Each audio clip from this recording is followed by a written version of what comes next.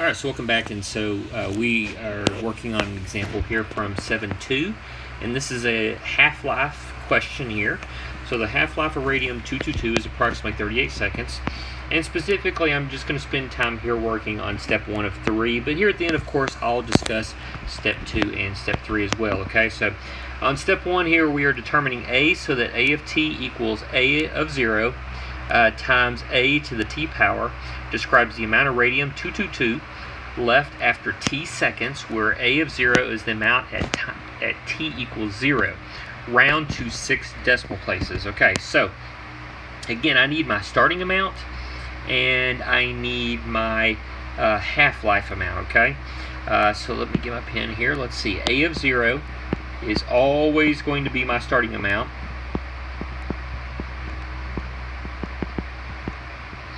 And I think, just to pick a nice, nice easy number, I'm just going to pick 100 here, okay?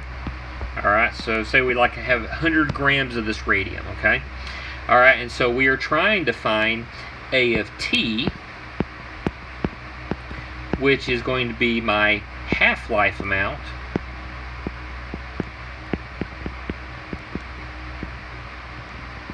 And that's always going to be half of what I'm starting with, okay? So if A of 0 is 100, then A of t has to be 50, all right? Now, based on that information, I can use the formula that's given to me up here. All right, I'm going to highlight that in yellow right here. There you go. And we're going to use that formula right there. A of t is 50. A of 0 is 100.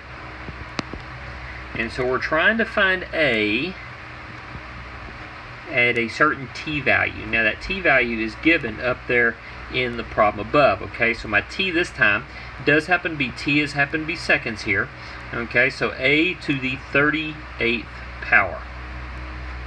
Alright, so the first thing I'm going to do is I'm going to go ahead and get rid of that 100, okay? I want to isolate that exponent, okay? I want to get that exponent by itself, okay? So I'm going to go ahead and divide both sides by 100. 50 divided by 100, I believe that comes out to 0.5 equals, this 100 cancels that 100, so we're only left with A to the 38th power, okay? So now we have to figure out what is A exactly. A to a 38th power is only going to equal 0.5, okay? Now, I mentioned this earlier, this really starts getting into logarithms and so forth, so this is one of my my so-called rules, I guess you could say, for logarithms. But in algebra, whatever we do to one side, you better do to the other. So we're going to take the log of both sides here.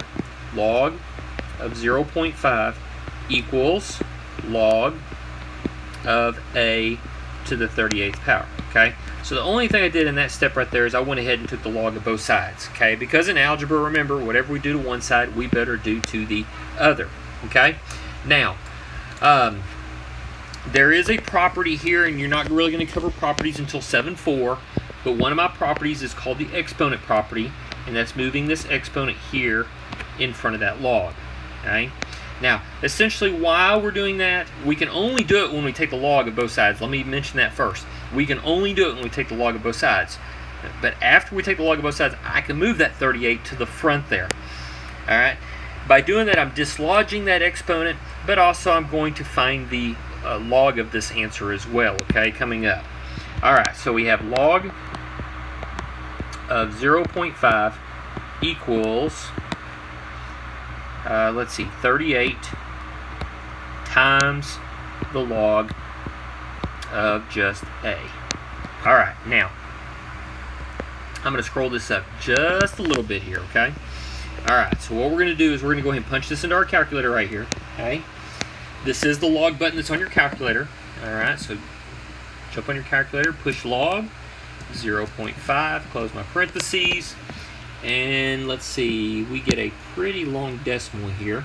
It did tell me in my problem that I can round to 6 decimal places. Now, of course, I don't want to do that until I get to my final answer, so I'm going to go ahead and use as many decimal places as possible. So negative 0.30102 99957. Now again, I'm just using every decimal place that my calculator is giving me here, okay? Equals 38 log base A. Alright. Alright, so now I need to get rid of this 38, so I'm going to divide both sides by 38. Alright, that's going to isolate that and make it just log A on the right hand side.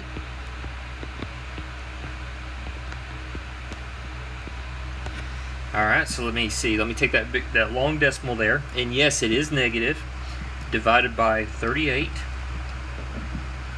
gives me negative 0.00792184. Okay? Alright, so we had a tricky part up here where we had to take the log of both sides. Alright, we have another tricky part down here. Alright, and that is converting this back to an exponential function. And we do that in 7.3, okay? So there's a video coming up in 7.3 here that's going to show you how to do this. Now, this is log. This is what we call common log because it does not have a base pictured. But common log is always base 10. Alright, so we're going to do 10 to the negative 0.007921842. Alright, negative 0.007921842 equals A. Alright, so that pretty much eliminates this, okay, because we're going to do 10 to this power, okay, is going to equal A, and that's going to give me my answer. Now, you are going to need a calculator that can help you properly punch in that correct exponent there, okay? Alright, so again, if you do not have a TI-83, 84, or a TI Nspire, feel free to use Desmos, okay? Desmos will allow you to do the same thing. So 10 to the negative 0.007921842 comes out to 0.989. Oh, back it up. I'm sorry. There's no 9 there. 9819.2, and I'm going to round this to 5 decimal places. That was 246, so it comes out to 25, and that's 6 decimal places right there.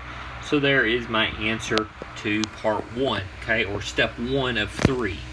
All right, now step 2, you're going to be using your formula to determine what is the half-life of various samples, okay, okay.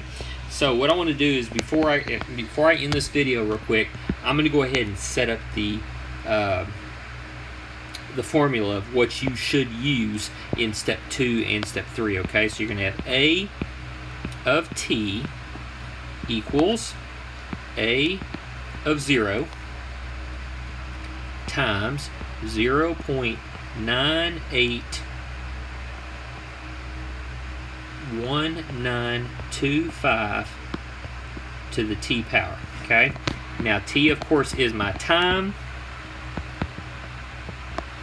A of 0 is going to be the sample size.